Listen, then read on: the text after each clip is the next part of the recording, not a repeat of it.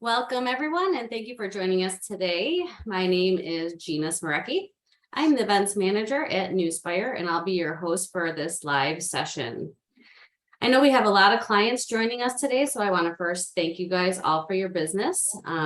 Today's webinar is all about the FTC safeguards rule and what auto dealers need to know. We're excited to be joined by our partner from Accelerate to Compliance to provide a clear understanding of the next steps and what you can do right now to work towards compliance. I do have a couple prizes for today's audience. All you have to do is participate in the Q&A session at the end, and you'll be entered to win an Amazon gift card. So be sure to watch your emails as I'll be notifying the winners in the coming days. If you have questions throughout the presentation, please use the Q&A tab on the bottom of your screen. And take note that there's a different tab for the chat. Go ahead and feel free to use the chat tab and let us know where you're joining in from today. Also, just so you know, you'll all receive a follow-up email with a link to watch the recording of this session. And at this time, it is my great pleasure to introduce you to our speakers today, Mike Pedrick and Tony Hawks. Mike is the Vice President of Cybersecurity Consulting at Newspire. He's been providing technology, security, compliance, and risk management consulting to organizations across several industries for nearly 20 years. In addition to his role at Newspire, he is also an accredited trainer and chapter board member for ISACA, mentoring cybersecurity and risk management professionals. And we have Tony. Tony is a seasoned engineer and technologist with 39 years of experience. He has pioneered many strategies to mitigate cybersecurity threats by implementing technology and creating training best practices for private data handling operations. Prior to co-founding Accelerate to Compliance, he has held CIO and CTO positions for 11 years, as well as other prior senior technologist positions. And with that, I'll go ahead and turn it over to Mike to get started. All right, thank you very much, Gina. Welcome, everybody, to our discussion on the FTC safeguards rule updates and its applicability to auto dealers. I always try to avoid leaning into, the fear tactics, but I think there's some statistics that we should probably talk about and get out there in the open straight away. An article from just a couple of years ago, maybe even last year, outlined these stats that we have on the screen right now. 153 viruses blocked per day, 84 malicious spam emails blocked per day, 212 instances of malicious activity through the firewall each month. It's worth noting that these are stats that are specific to automotive dealers, and there's a potential for a lot of dealers to think that I'm too small, I don't have anything meaningful, I'm not going to be a target. But realistically speaking, everybody's a target. If you're operating, there's some intrinsic risk to the organization there. And the simple truth is that there's a lot of really sensitive and very valuable information that flows through and is held by dealers. And if you're like me, as a former and sometimes current operational level person, you look at some of these stats like viruses blocked per day, and you may think if they were blocked, then things were operating the way they were supposed to. That's perfectly okay. But how many weren't identified? How many weren't blocked? What's that number? And instances of malicious activity through the firewall, whenever I hear through the firewall, I sweat a little bit. So when you think about, what sort of data, what sort of information, what sort of transactions are you conducting as an auto dealer, think through, what would happen if just one of those transactions was leaked to the masses or available on the dark web, et cetera, or what systems in my environment might be, wouldn't I be able to conduct business without those systems, et cetera. So, again, I try really hard, and I think, Tony, you would probably agree that it's always a roll of the dice to lean into why you should be scared of operating at all and afraid of the amorphous hoodied hackers in a basement in Siberia. But the simple truth is that we are facing real operational risk in this space. And so, of course, with that in mind, there's this recent update to the FTC safeguards rule, which seeks to protect consumer data, the most sensitive data that automotive dealers are working with. So we'll talk through just a little bit about what's in that new rule set, and what it means to us. So Tony, what are your thoughts on the new safeguards rule? How do you think that change, what does that change mean? Yeah, it's been an important change. Fortunately, the FTC had put out requests for comments, as they do on any rule that they are developing, and it piggybacks on the older original FTC safeguards rule. But what they were looking for was for persons such as you and I, who are in this space worrying about the protection of consumers' private data and trying to find more specificity. I think they succeeded pretty well at listening and making modest changes to create the update to the safeguards rule, things that maybe you and I, Mike, would have considered to be consumer best practices being in IT. But when somebody in a very small business, like a single roof car dealership, they're not in the business of doing information security. They sell cars, and they don't know where to look, and they may not have even heard of the FTC safeguards rule, which has a cookbook of the things that the FTC deemed to be best practices for you to do in the first place. So the update came along with some specificity, such as designating a single person to be in charge of the program for the information security program.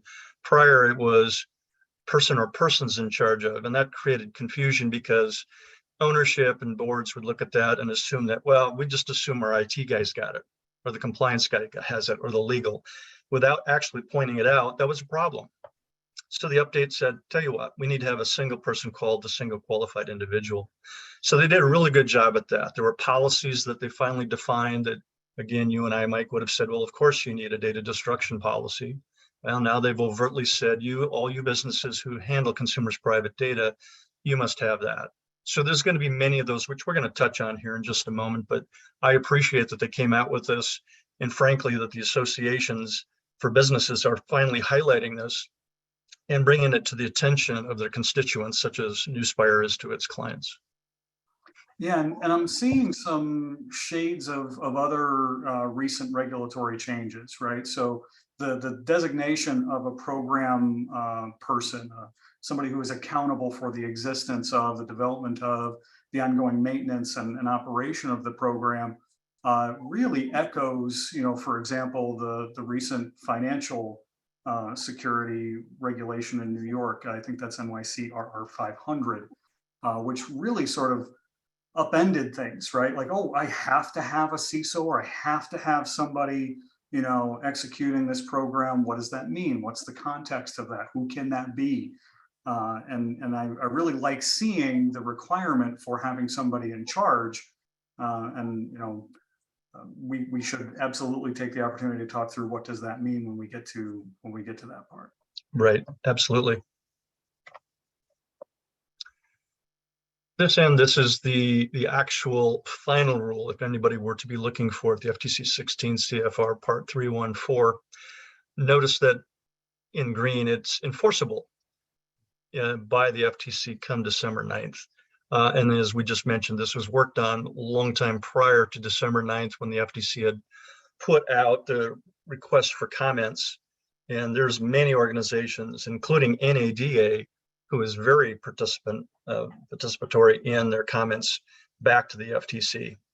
So should you be looking for this information, this is just one spot on our presentation to identify what is it that we're talking about. And it's this, the Standards for Safeguarding Consumer Information.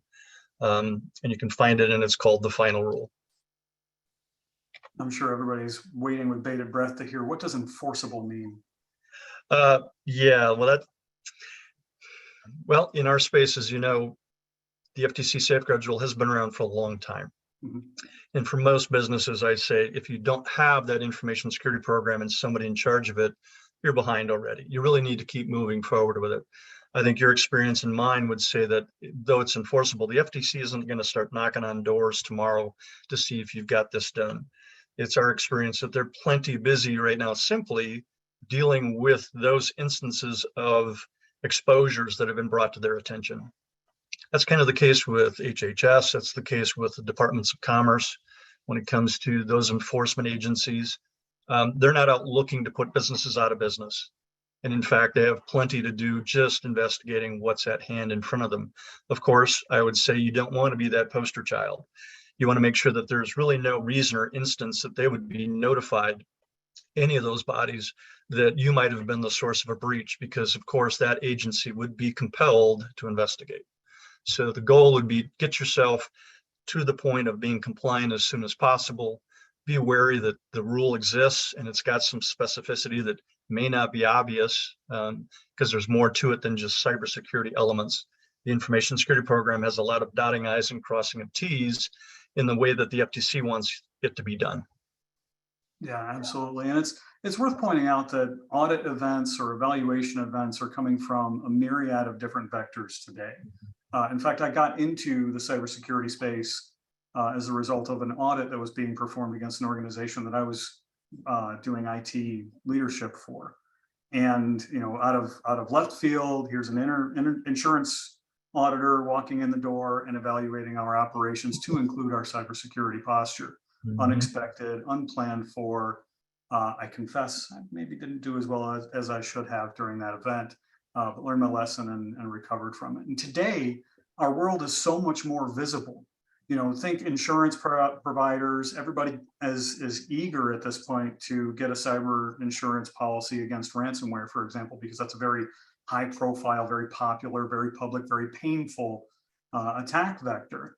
But it could also be, the result of a bad transaction with a customer, a transaction that just unfortunately went south and never veered back northward, right? So Correct. Yeah.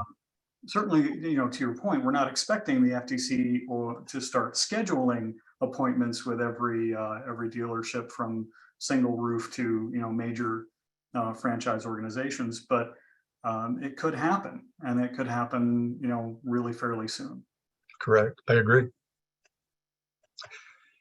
This slide will talk about what would you expect to happen should they come to your door. We know, based on our observance of the citations, that there are certain things they're going to do. They don't specify it in the FTC safeguards rule, but by their citations, we know for certain they're going to do these things. So the first question will, of course, be what is the legal name of this entity? But almost immediately, if they're investigating a breach, they're going to be looking for the person in charge of the WISP program, the Written Information Security Program, and they'll want to see it.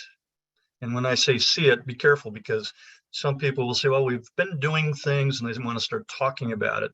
That's not written. That's not in electronic or paper form. That does not prove that you had the existence of your Written Information Security Program. They'll want to know whether you have assessed your information security on a periodic basis.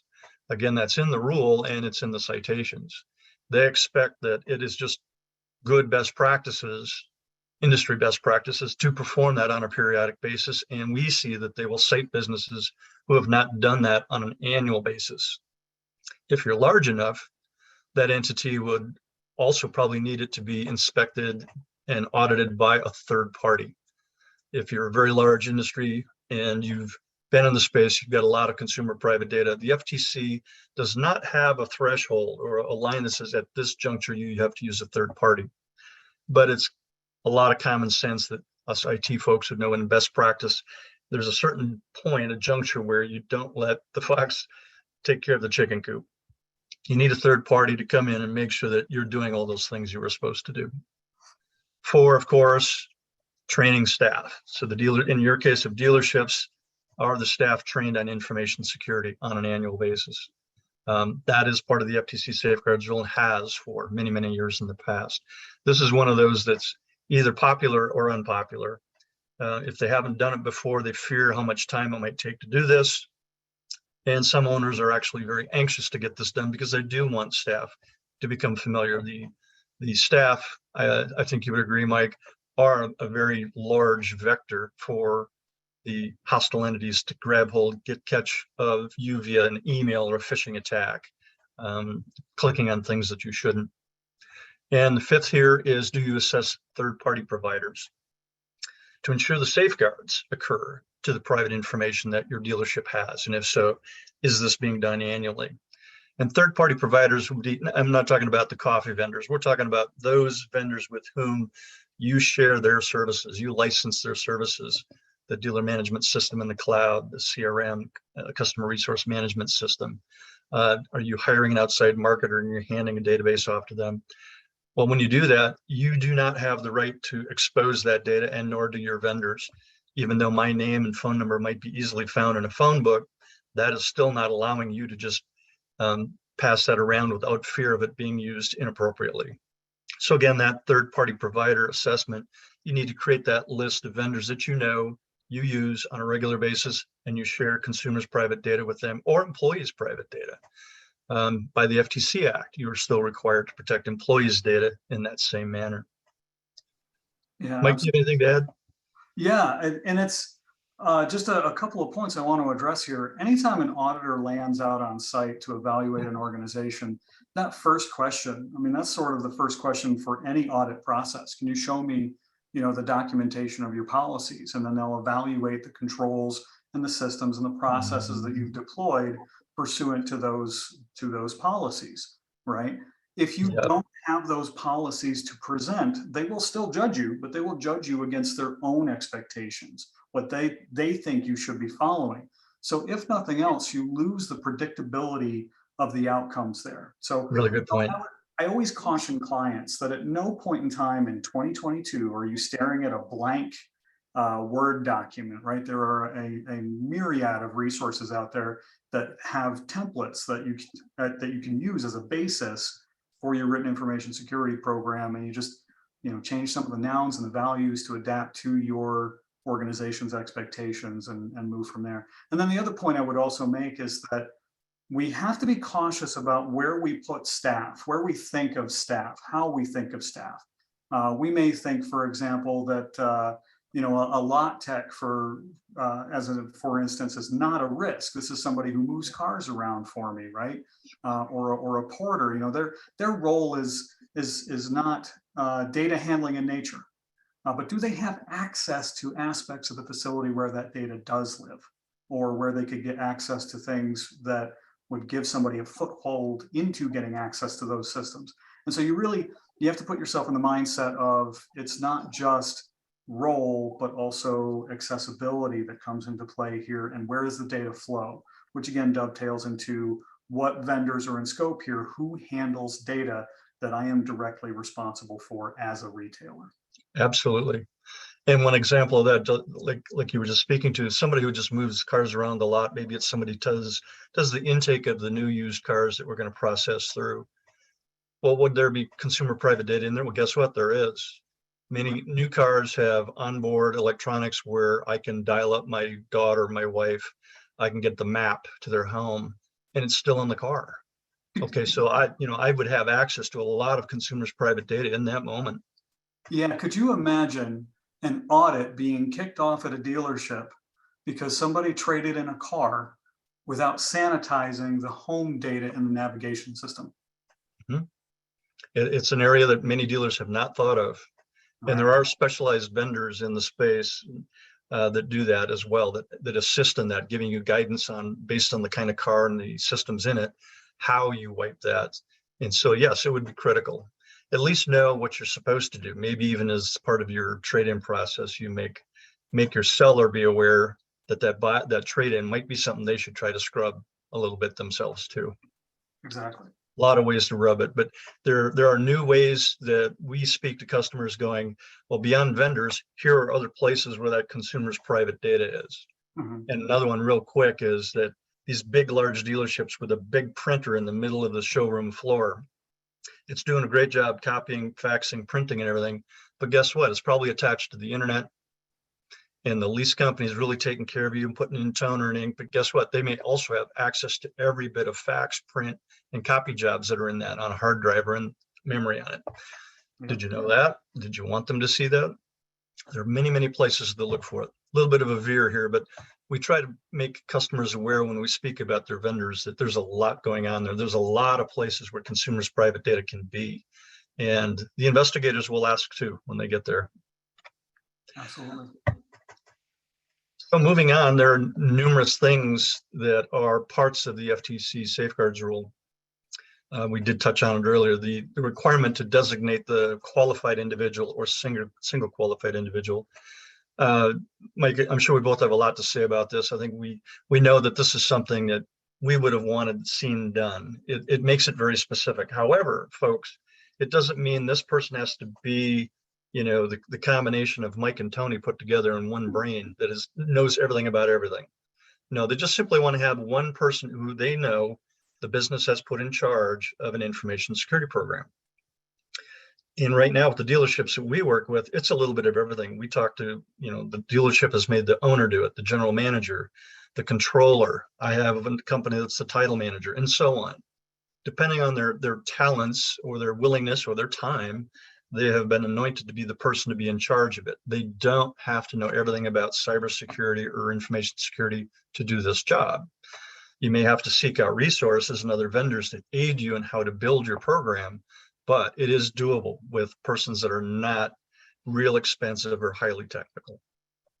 Yeah, that's a super great point to lean into, because other than the single qualified individual, senior management, executive leadership, owners, et cetera, at these dealers need to understand that it's okay to name somebody who isn't a cybersecurity expert or a risk management expert or a compliance expert, and have, but instead have the confidence in that individual that they can manage the professionals who are, and be able to identify conditions of risk and risk mitigation strategies and compliance strategies. And I also would put out there that, anybody who is selected to be the single qualified individual in this case, analogous to a CISO role or a CISO-ish role, don't be afraid that you're on the chopping block instantaneously, provided you have a good dialogue with, quote, they who sign the checks. But again, to the point directly, it doesn't need to be an expert. It just needs to be somebody who can interface confidently and competently between the experts and the leadership of the organization in their compliance efforts. Excellent. Yeah, absolutely. The second thing we have here for what is supposed to be done per the FTC safeguards rule is generating security reports on a periodic basis to the organization's highest management. Mike, you kind of touched on that. Can you lean into that again? Yeah, absolutely. So, and I'll go about it by way of the audit process as well, right? Just a quick anecdotal reference here. Whenever you're reviewed or evaluated against a particular standard, and I think you touched on this really well as well, it's not enough to just say, come into the room and say, yep, I'm doing all that, and then, bounce back out of the room and go about your day. You have to be able to prove it. It has to be, you have to be able to demonstrably show evidence that you're doing a thing. And so this particular aspect of the rule, to my mind, serves two purposes. The first is to demonstrate, yes, we've been meeting on a monthly basis. Here's all of our trending analysis. Here's the metrics that we've chosen to report and evaluate against. And so that provides a history of commitment to the process, to the program. So in theory, auditors can see and be confident that, this is occurring. It didn't happen once 5 years ago and not since, right? Right. But it also goes to the maturity of the program itself. Again, there's conscious thought as to what metrics we're going to be reporting on. Are those metrics relevant to the organization, to the management team? Because the assumption is, and I think it's a fair assumption, that the management team is going to look at bad metrics or metrics that are not valuable to the organization maybe once or twice before they give back feedback on, this is what we want to see, this is what we care about, this is what's relevant to the organization. And so you see that sort of improve and become more mature, which auditors also really like, that maturity component. You bet. Yeah, and I believe the rule actually speaks to it has to happen at least once in the year, which isn't enough. The periodic, I think, is our interpretation that it should happen more often than not.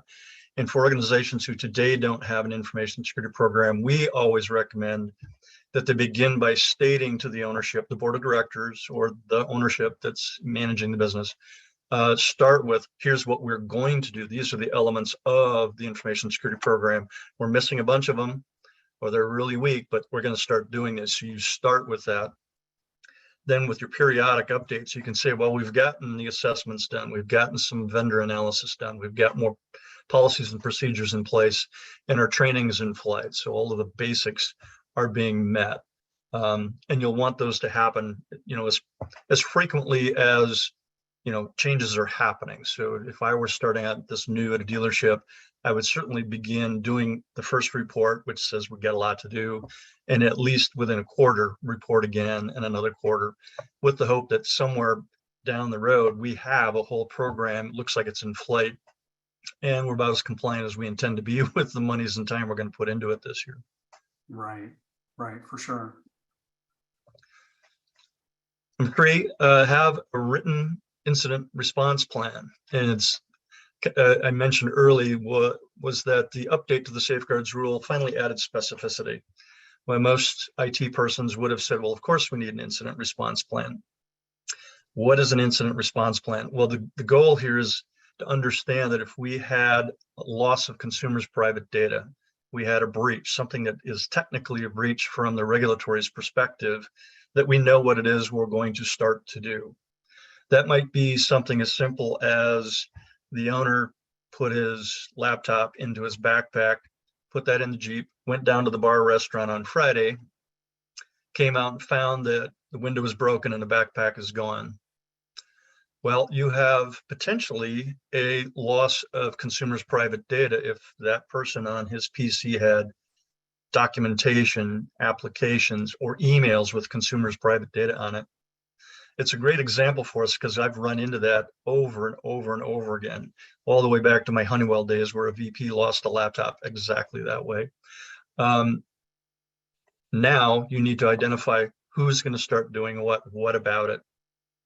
If that laptop was encrypted, then before the update to the safeguards rule, it would have been a non-reportable event to the FTC, HHS, or any DOC, Department of Commerce. If today it was even encrypted, now the FTC update to the safeguards rule says, well, you don't have to report it to us, but you do have to execute your incident response plan to be sure that you are confident that that PC did not have any data on it that was indeed exposed. So you go talk to the IT guy. Hey, are we certain? Yeah, he pulls up the folder, shows the printed paper with the BitLocker key that says we encrypted that drive. So we are confident that it's good to go. That's just one example.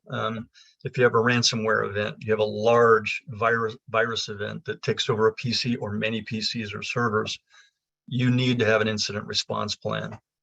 Mike, you've probably had plenty of experience with this. Yeah, absolutely. And so there's a couple of things at play here. The first is that, if you think about an event is a thing that occurs and it's neither good nor bad until we have additional context. There's a very real point at which that event becomes an incident, where we typically define an incident as having some degree of negative impact to the organization, right?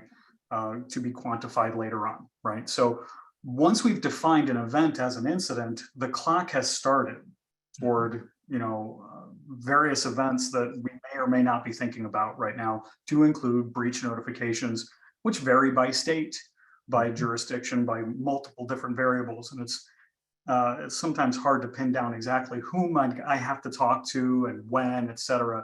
But again, from the program perspective, the point is that as part of that incident response plan, you have a clock on when the thing was defined as an incident and when it starts. And a big part of a written incident response plan is tactical.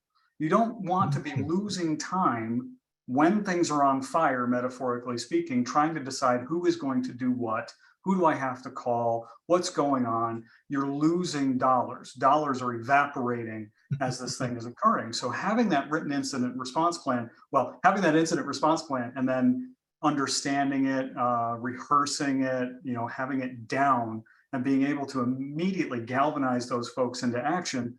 It's not just a compliance thing. That's a good business sense sort of thing to have in place and have cemented. Absolutely. And I'll piggyback onto that a little bit more too. It starts to also look like a business continuity plan at times.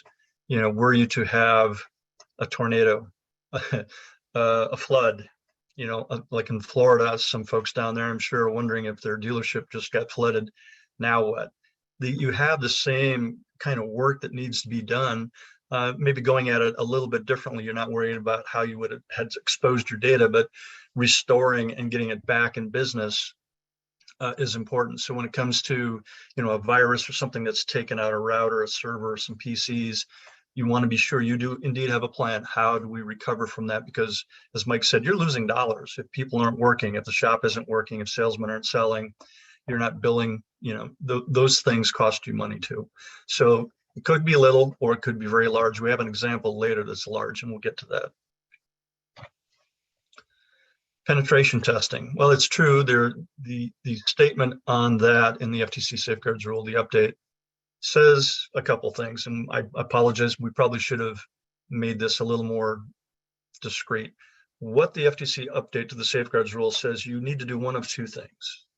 One is doing penetration testing and twice annually vulnerability scans, or continuous monitoring of endpoints, computers. Correct, Mike? Yep. And so to that end, you need to do one of the two. And I'm sure Mike's experience, like mine, of course, when we can, we would like to see a high quality penetration test being performed and those vulnerability scans. And most small business don't know the difference. Right. Why are they different? Are they not the same thing? And they're not. And they can be quite expensive. Just going down the street to the nearby large city IT companies that provide penetration testing and vulnerability scans, they're going to probably have some prices that shock you. For a small business, I've seen them ask for $4,000 to $10,000 for a single large quality penetration test. And then vulnerability scans are more. And of course, dealerships are set aback going, really, we got to do that? So if we then talk about the continuous monitoring of endpoints as an alternative, and that has been defined by the findings of the NADA legal team, as well as I believe it can be readily found in the FTC safeguards rule, the way it's currently written. Continuous monitoring of all of your desktops, your endpoints, your servers would always be a best practice to begin with. Mike?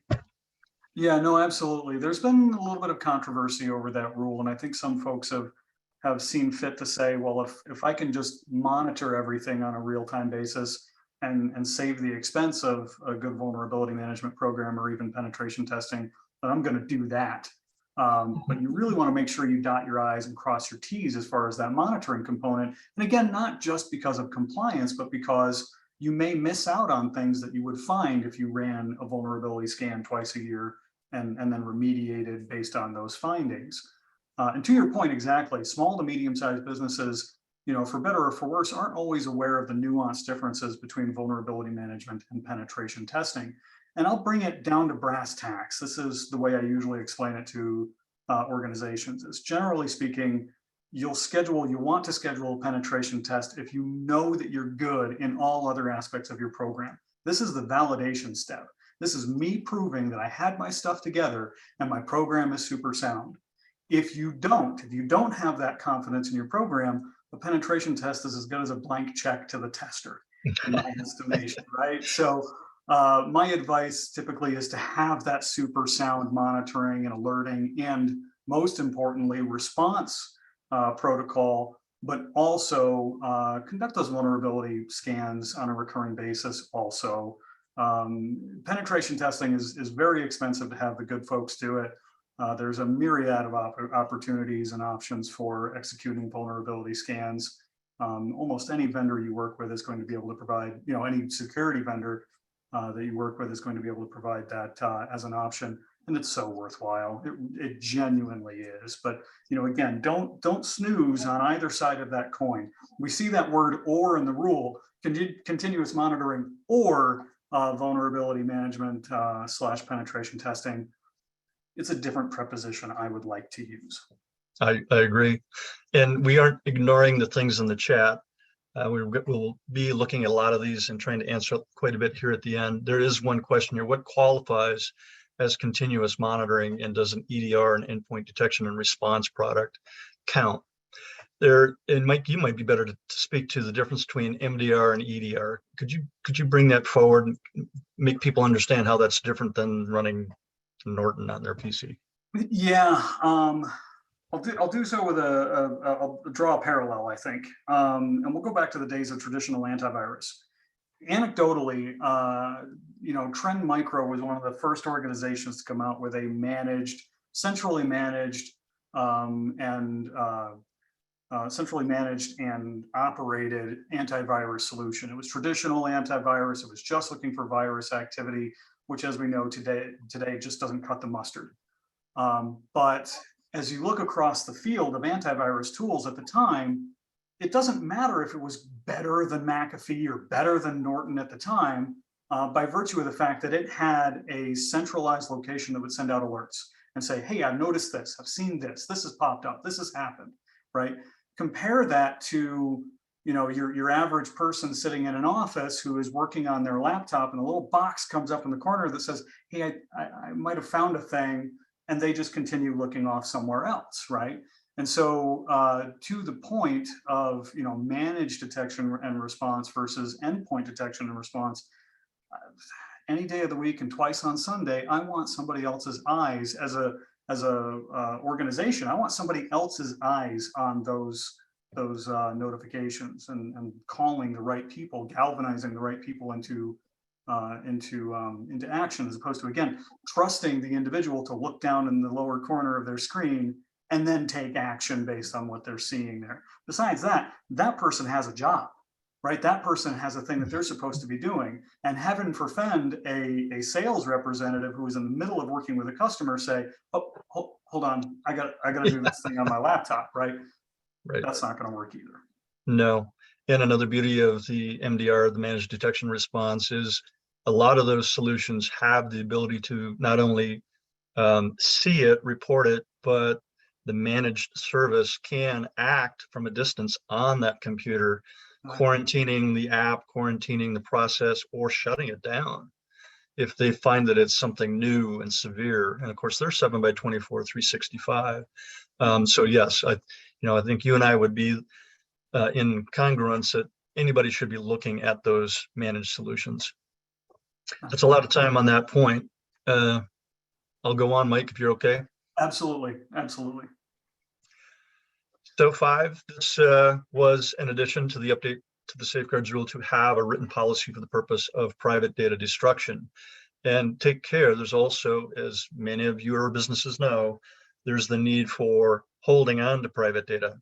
Many reporting agencies that provide you data such as credit reports, accepting or denying my application for credit, that data has to be held for a certain period of time. But the point is, once that time has expired, now the government said, okay, you've probably been doing okay with that, we hope, but now you no longer have a business purpose for that data, legitimate business purpose for that data, you now need to destroy it.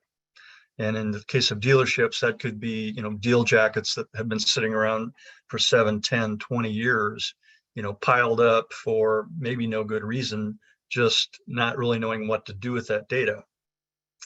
So they came out with the overt description of, yes, you must have a policy written for the purpose of your destruction of private data, paper and electronic.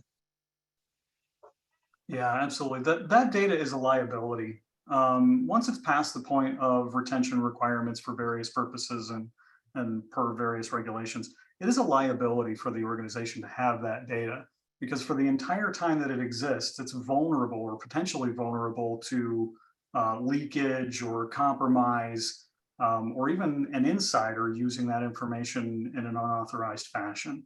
And so, even outside of the FTC safeguards rule, I always advise folks to keep anything for exactly as long as you need to, and not 1 nanosecond longer. Again, because it's a threat. It's a threat to the organization for the period of time that it exists. Now, this rule, I want to lean in really briefly on something here. This rule, I think, fascinates me in respect to the notion that we have transactional data that we're theoretically supposed to keep for a period of time, right, for various reasons. But we have motivation to get rid of personal data.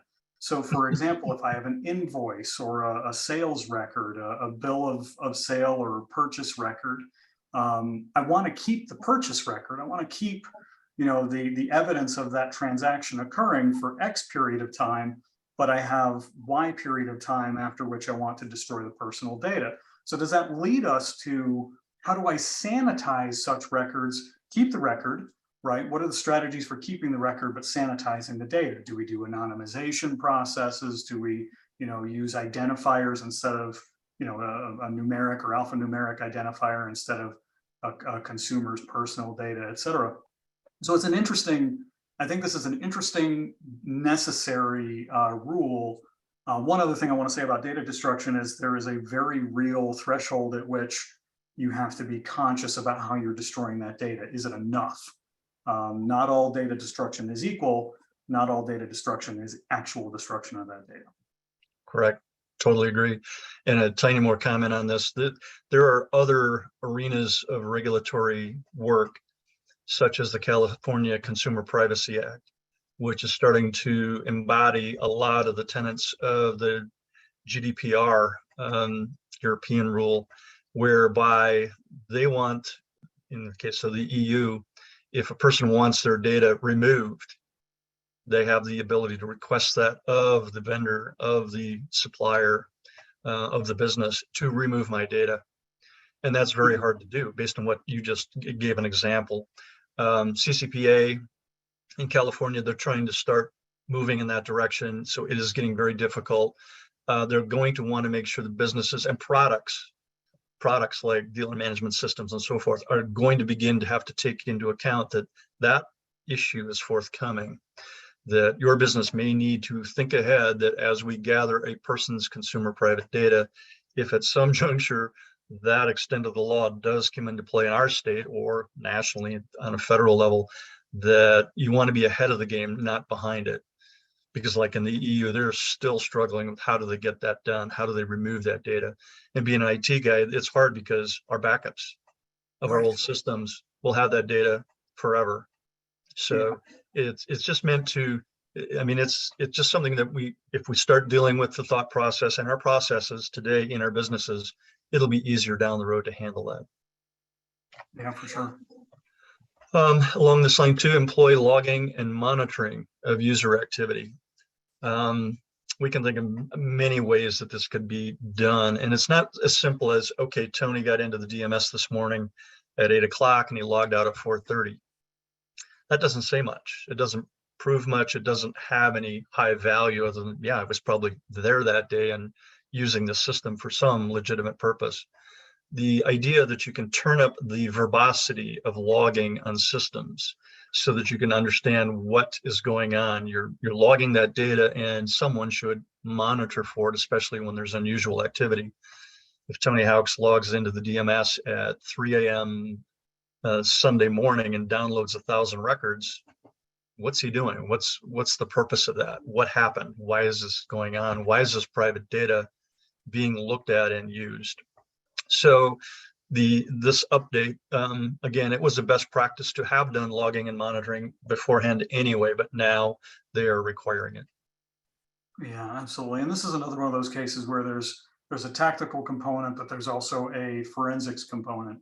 So if we are subject to an attack or data is leaked or there's a consumer-born question of our organization, right? How did you handle my information?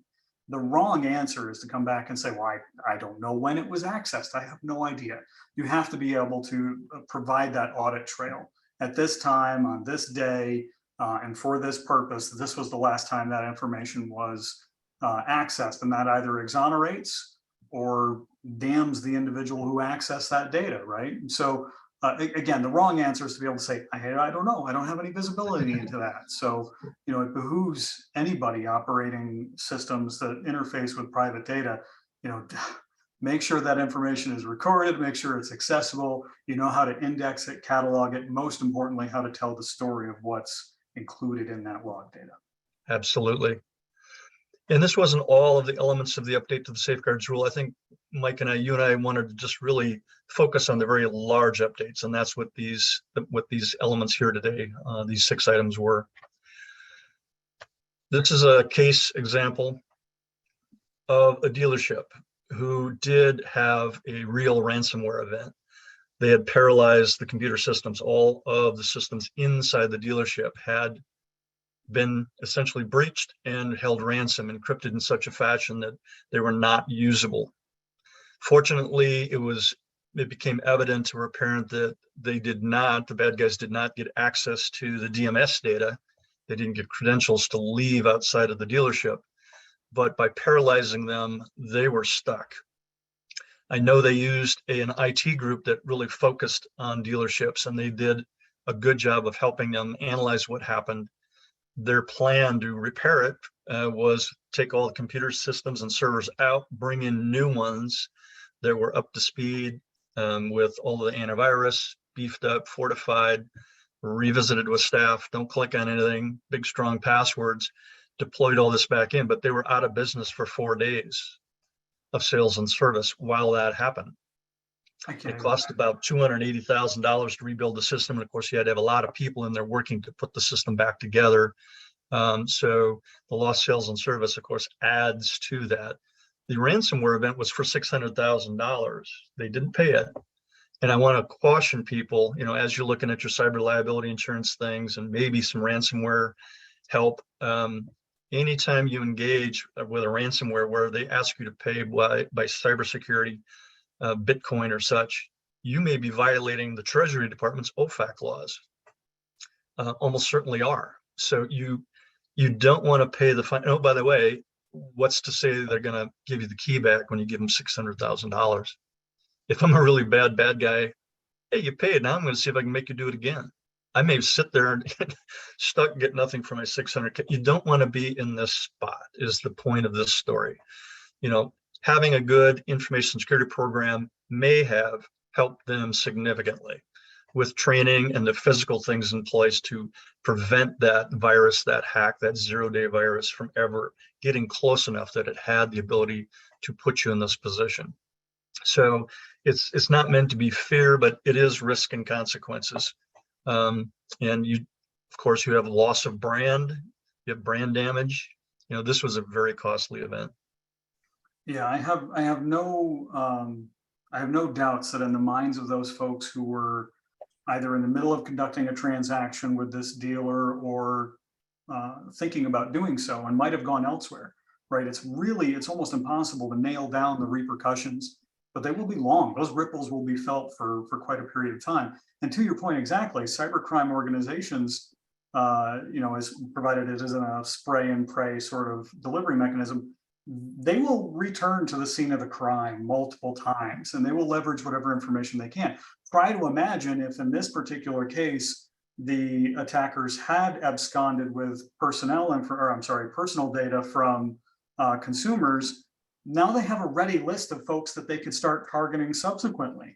And the liability is sort of transitory, right? If I'm a consumer and I know that my public information or my personal information has been leaked to a cybercrime organization because of a dealer's compromise or any other organization's compromise, I'm at minimum angry and probably picking up the phone and calling attorneys. So it is very critical just to have some sort of plan against this and understand the way ransomware attacks function. This is sort of an easy one. This is low on the totem pole of ransomware attacks that I've been witness to, where data exfiltration occurred, where there was, again, an exfiltration of sensitive information that the cybercrime organization then subsequently used against everybody involved. This one's easy. This is, relatively low-hanging fruit. And we weren't trying to pick on Dodge Chrysler Jeep dealers. That just happened that this was one that happened. I believe this was December of 2020, not that long ago. It could happen to any OEM dealership, by the way. Has nothing to do with the brand. It just happened to be, we didn't name the name here, didn't need to really point it out any more than that, but it is just an example that we do want people to consider. Going a little further, well, the DMS players are not much better. We did remove the name of the particular DMS here, but this happened also not long ago. And they lost and exposed 12.5 million consumers' data records. And they were the DMS for 130 dealers. Wouldn't want to be the dealer who's got to go talk to my buyers that, oh, by the way, we may have exposed your data. The result of this for the DMS and any business who is going to be cited by the FTC, not only do they cite you for the thing that they deemed you did wrong at this moment in time, but they will now subject you to a 20-year consent order, whereby they can come into your organization at any time to revisit and assess you for not just the things you did wrong this time, but for the entire regulatory act that you breached in the first place.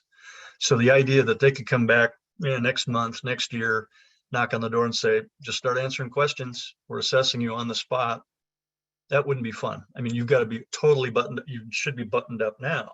Can you imagine if, most companies are not and won't be, but after you've already been cited and you've already paid a penalty of time and or money to get fixed up, then they can come back. And oh, by the way, when they come back, if you fail to meet those requirements, then it's most likely that's when they will give you a stiff financial penalty. In the case of HHS, which is not as big of a threat to you, but you do have employees' health information. The fear there is if you expose employees' health information, it's my experience that when they come in and say to you, they will fine you right away at the same time, and you will get the 20-year consent order. Yeah, it's unfortunate, but I have to confess that as a practitioner, as a professional, I feel like this rule is, it's in good faith. I like some of the things that have appeared in the rule. Maybe we should revisit some of the items that we've talked about. You bet. And before we do, can we touch on this? Absolutely. So the FTC, we get this question a lot from the small business. Why do they come down so hard on us? We're small. We don't have that much data, and don't have that many resources. Well, the FTC has two primary jobs. Number one, protect my consumers' private data. And number two, level the playing field for those businesses that want to play in that space. If you want to sell me cars, well, that's great, but all of you dealerships up and down the road should be doing the same quantity of things to protect my consumer private data. The FTC feels that with the safeguards rule, they've given you that recipe book to do that. If all of you will do the same quantity of work, which most everything there, I think, is good quality recipe to do these things that we've talked about, then you are working fairly to get my business. If one business does everything they're supposed to do, they spend the time, energy, money to do that, well, they have costs. And if another one doesn't, and they can sell me that car cheaper because they don't have those costs, that's where they have the unfair trade practice. So we like to bring that forward. Why is it that they do that? They have plenty of work to go after big businesses, but they also have to make sure the small businesses are operating fairly as well. Fantastic point. Absolutely. So the safeguards rule, we touched on a couple of items here. And again, just to reiterate, there's a lot going on in the safeguards rule and some really, in my estimation, common sense updates to the rule set. And so I like what's going on in there, but we touched on some key points. So the first one, of course, is to designate a program administrator. This is the individual who is responsible for ensuring that the program exists, that it's in accordance with all applicable regulations to include the safeguards rule, and that's the individual who is sort of leading the charge, so to speak, with your program. Also identify risks to the organization. Large, small, what does it mean to you? What is your level of preparedness? Likelihood and impact, those are the two factors for risk. Implement policies and procedures. And again, remember, this is a tactical as much as anything else sort of approach. It gives you back some of the predictability and the outcomes for audits, provided you've crafted your policies and have implemented controls and processes pursuant to those policies. Tony, training is an issue that I think is going to come up a lot. A lot of folks are going to ask, what does that training have to look like? Can it be, phishing training? Can it just be, the next finish sort of thing that HR pushes out once a year? So that'll be interesting to see, what sort of training comes out of this effort. And real quickly, there is a lot of cybersecurity training, and of course there are elements of cybersecurity training that are useful and helpful. But if you don't train your staff on what is and what constitutes consumers' private data and health information, you're not doing the whole job. You really have to start from that, and the training should be an element of making them aware of what regulatory issues they, as employees of this business, are responsible to help protect. Yeah, absolutely. And then, And so go ahead. I was, just moving on. So assessing service providers, the FTC likes to call vendors service providers. Health and Human Services will call them business associates. You and I simply know of them as third parties or vendors to us. They're a 1099 employee, possibly, a 1099 entity. They can't be an employee. So any of them that touch your consumer's private data or your employee's private data, you need to assess them. In other words, run them through an information security assessment to determine that they have the ability to safeguard that private information that you provided to them. Number 6, the evaluate, adjust, repeat. This is kind of wash, rinse, repeat. I think we've made it clear that this isn't a one and done program at any time. A lot of businesses would like to throw some money and time at this and be done with it, but you really shouldn't, and you can't. There is the requirement that numerous of these things must be done on a periodic basis, and if you don't do them at least annually, you'll be cited. That includes assessing yourselves, identifying the risks by having annual assessments. You're assessing your vendors. Again, that's required on an annual basis. And the delivery of ongoing training to your staff to touch consumers' private data, that too requires that that's done at least annually. So there's all of those elements. And then when you figure out who the members of your company are that are participating in helping the single qualified individual, as they're making decisions for the organization, part of the process at the end of a management meeting is, and how did our discussion or our changes affect consumers' private data? If it did, we need to address it, maybe changing policies, changing procedures, adding it to the way we assess or monitor or log data so that we continue to not forget about that consumer's private data. Absolutely. Tina, do you want to speak to this? Yes, thank you. Thank you both for such a great presentation. We do have a ton of questions in the chat with only 3 minutes left. So I'm just going to blow through this slide and we can start on questions. Okay. Mike and Tony, I don't know if you have extra time to go over a little to try to address some of these. So just let me know. But at this time, I do have a couple of resources to share here. This is our next webinar. If anyone is interested, I'm going to put a link in the chat. This is where our analysts present our newest findings from Newspire's quarterly threat landscape report. Additionally, we have created a guide on this FTC safeguards rule specifically for this webinar. So you'll definitely want to take a look at this link and download it to read as you have time. And finally, if anyone on this call is looking for guidance on the FTC safeguards rule, we do invite you to request a consultation with us. Go ahead and fill out this short form. And I'll put this link in the chat as well, and someone will reach out to you shortly. All right, let's go ahead and move into Q&A. We have about 2 minutes.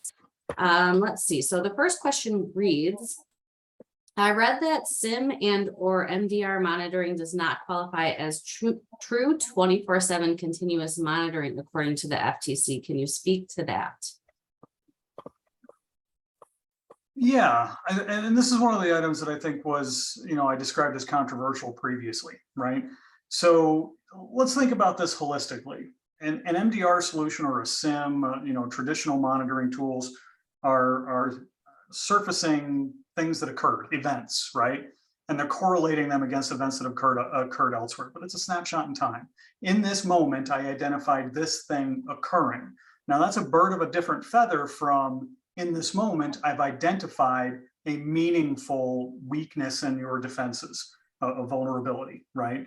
Now, there are solutions that do both of those things. They identify, events that are occurring within the environment and do a periodic or in some cases, borderline real-time evaluation of identifiable vulnerabilities to the system and or systems. And Tony did a great job of addressing that previously in the presentation.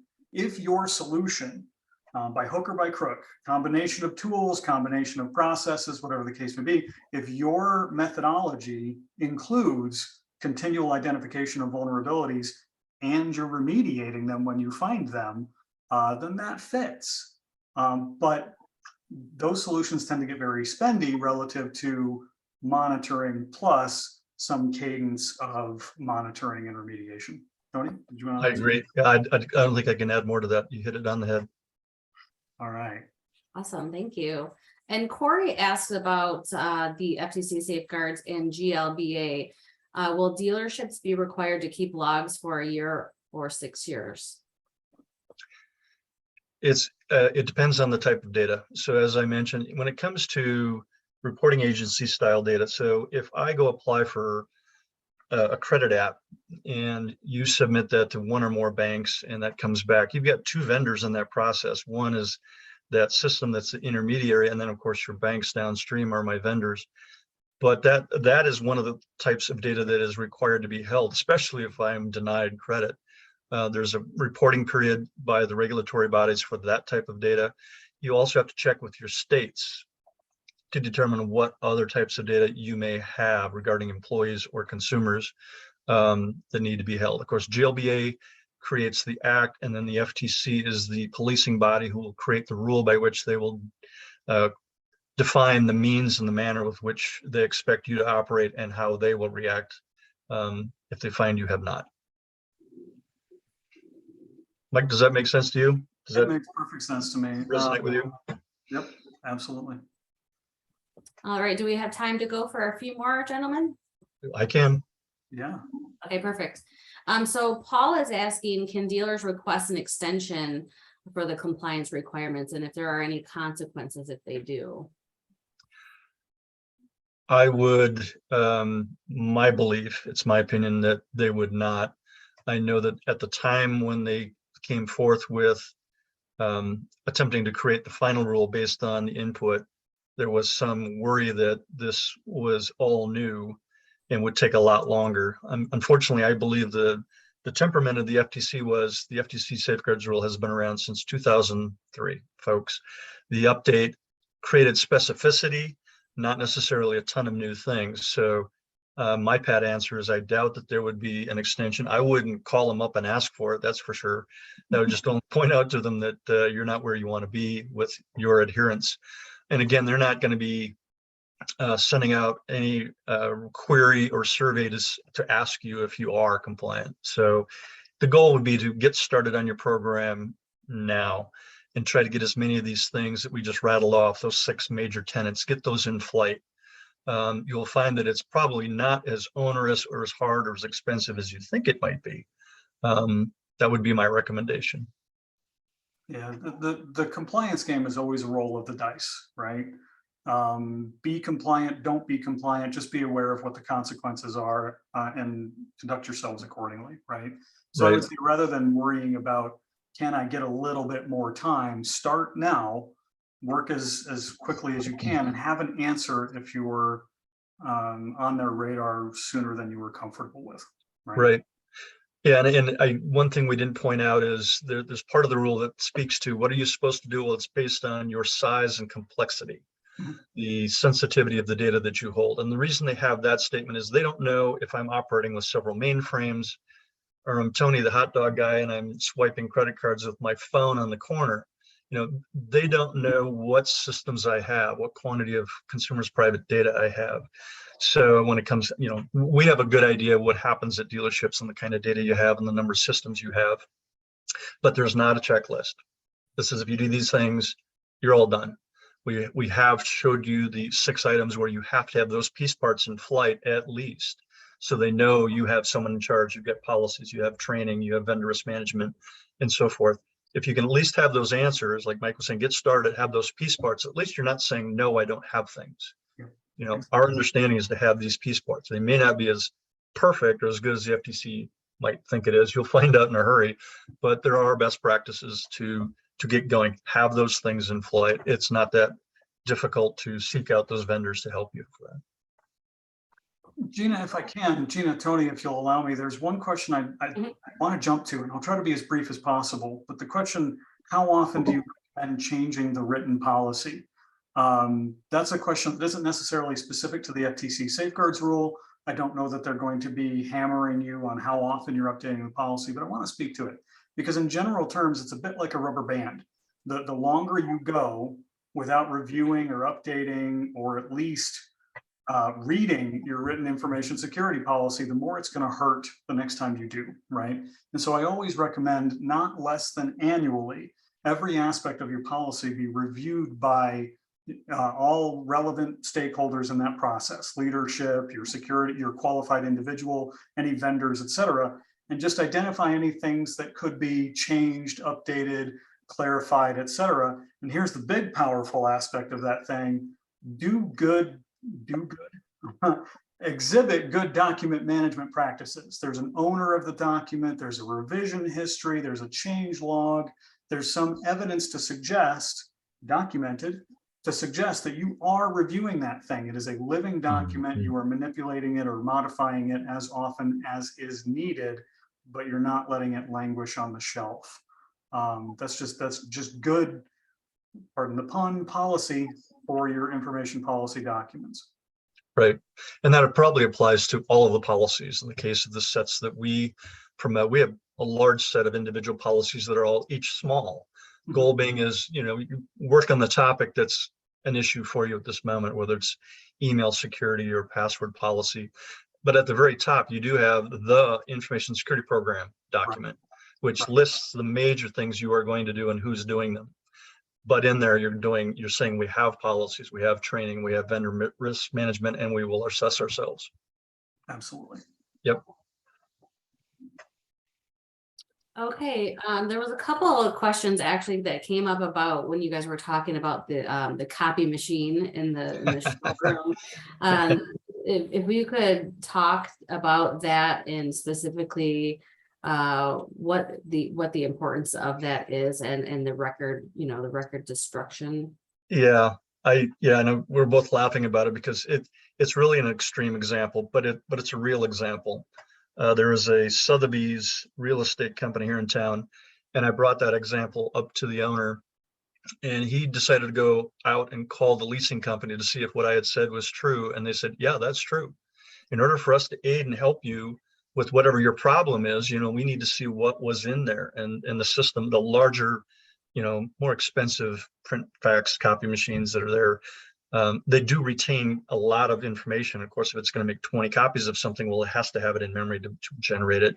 And it may leave it languishing in there, but I could possibly walk up and as administrator, recover that job and see what it was and what happened, what's in it, what's on it.